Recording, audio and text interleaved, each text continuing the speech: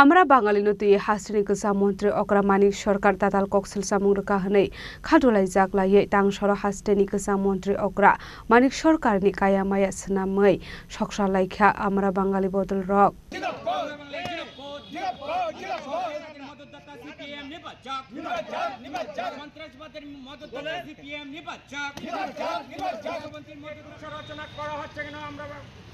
মানিক সরকার জবাব চাই জবাব দাও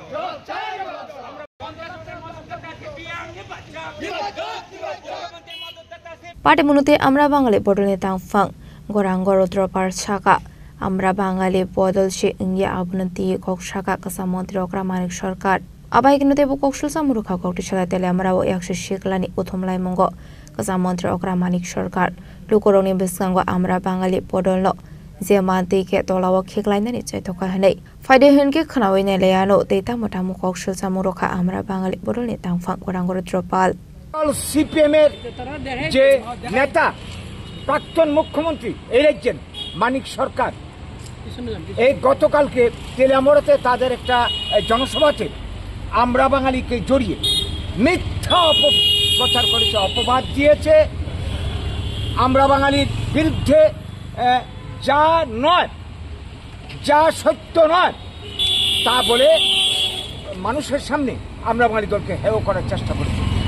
এই মানিক বাবু এবং এই সিপিএম পার্টি যখন ৭৮ সালে ত্রিপুরাতে পাওয়ার আসে, ৮০ সালে তাদের আমলেই প্রথম জুনের গণহত্যা সংঘটিত হয়।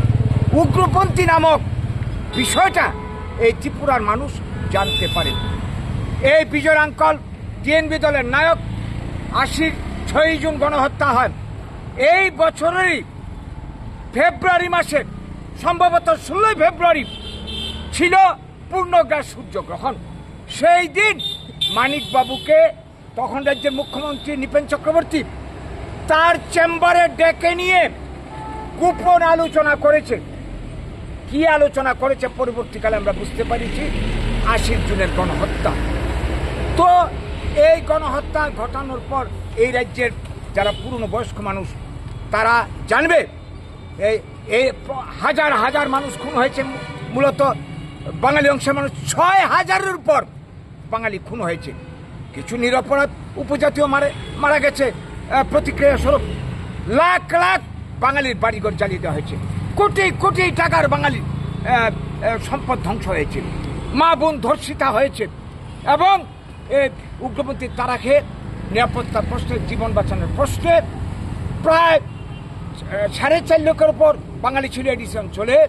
অধিকাংশ এলাকা ছেড়ে চলে এসে যারা এখনো বাড়ি ঘরে ফিরতে পারেনি। এই সর্বনাশ বাঙালি যারা করলো উগ্রপন্থীর, তাদের কোনো বিচার তারা করেনি।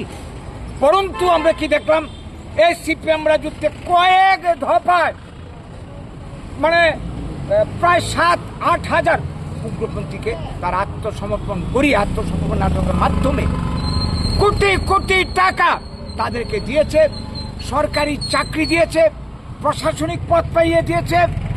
এখানেই শেষ নয়, উগ্রপন্থীর নেতা মানে কয়জনের নাম বলবো, ললিত দেববর্মা পরবর্তীকালে তাদের দলের নেতা হয়ে যায়, খগেন্দ্র জমাতিয়া কৃষ্ণপুরের বিধায়ক হয়ে যায়।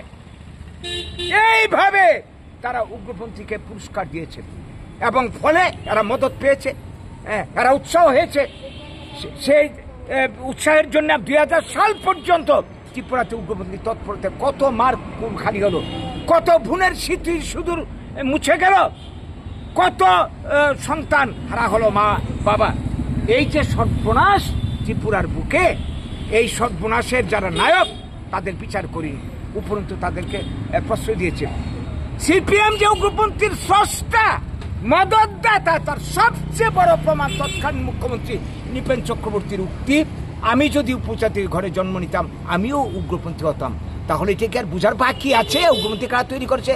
এবং এই যে মানিক সরকার ২০০০ সালে তেলিয়ামোড়াতে একটা জনসভায় গিয়ে ১২ই জানুয়ারি ১৯৯৯ সালে মাস্টারদা সূর্য সেনের মূর্তির একটা অনুষ্ঠানে গিয়ে তিনি বলেছেন দেখেন কি বলেছেন। তিনি বলেছেন স্বাধীন ত্রিপুরা গড়ার জন্য কিছু উপজাতি বিভ্রান্ত যুবক বন্দুক হাতে নিয়ে আন্দোলন করছে। আমি সেই যুবকদের দোষ দিচ্ছি না। কি বুঝলেন? এটা তো পরিষ্কার, যারা বাঙালি খুন করেছে, দাঙ্গা বাঁধিয়েছে, গণহত্যা করেছে, তাদেরকে তিনি কোনো দোষ দিচ্ছে না, তারা কোনো অপরাধ করছে না, সার্টিফিকেট দিলেন। তাহলে এটা পরিষ্কার এর পেছনে তাদের মদত আছে, হ্যাঁ, তাদের রাজনৈতিক উদ্দেশ্য আছে, বাঙালি শূন্য কমিউনিস্ট মুক্তাঞ্চল করার। তারপরে আজকে দেখলাম কালকে এই তেলিয়ামুড়ার এদের জনসভায় জিতেন চৌধুরী, বর্তমানে বিরোধী দল নেতা, তিনি কি বলেছিলেন দেখেন। বিবিসিকে, লন্ডনের একটা বড় সংবাদ সংস্থা বলেছেন, রাজ্যে শান্তি স্থাপনের জন্য প্রয়োজনে উগ্রপন্থীদের হাতে মিজোরামের ধাঁচে আমরা ক্ষমতা হস্তান্তরের পক্ষপাতী। এরপরে আর কি প্রমাণ লাগে? এরাই যে উগ্রপন্থীর মদতদাতা, জন্মদাতা সিপিএম।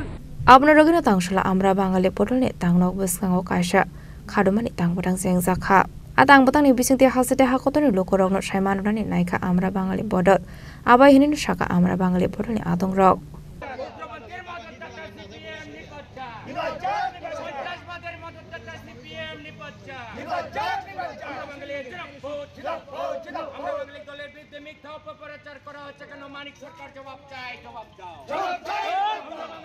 রাজা করা আগলে নিশ্চিমি প্রণামনি কক্তুম চিনিক খরাং।